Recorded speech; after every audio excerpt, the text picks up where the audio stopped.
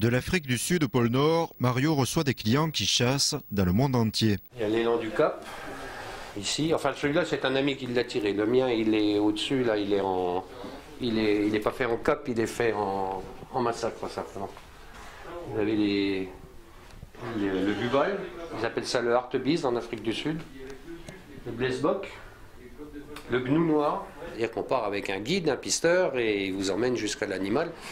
En fait, le fait de conserver ces animaux-là, c'est qu'à chaque fois qu'on va passer devant le trophée, on revit la scène. Dès l'enfance, les rêves d'aventure de Mario l'ont mené très tôt vers la taxidermie. En fait, j'avais un arrière-grand-père qui était explorateur, qui avait ramené plein de choses d'Afrique, des Antilles.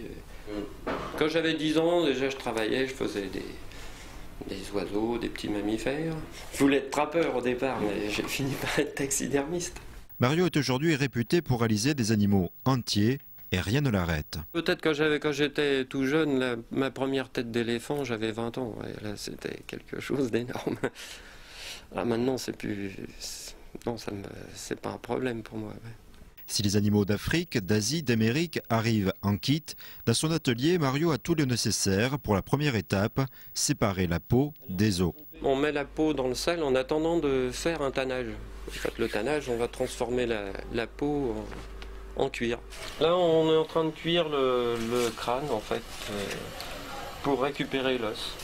Une fois la peau tannée, il passe à l'étape suivante. L'ensemble de l'opération peut durer 5 à 6 mois. Après, on va travailler à partir de formes que l'on achète, ou nous, on a les moules aussi en résine.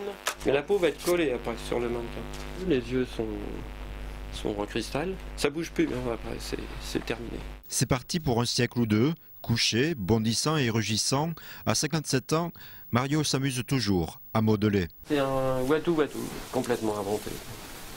Je l'avais fait pour ma fille quand elle avait 7 ou 8 ans. Juste pour lui faire plaisir comme ça. Un animal un peu merveilleux.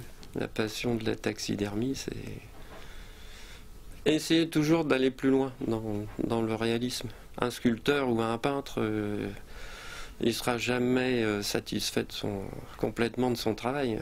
650 € pour un cerf, 4500 pour un ours blanc. Les clients permettent à Mario de vivre l'aventure dans son petit atelier troyen.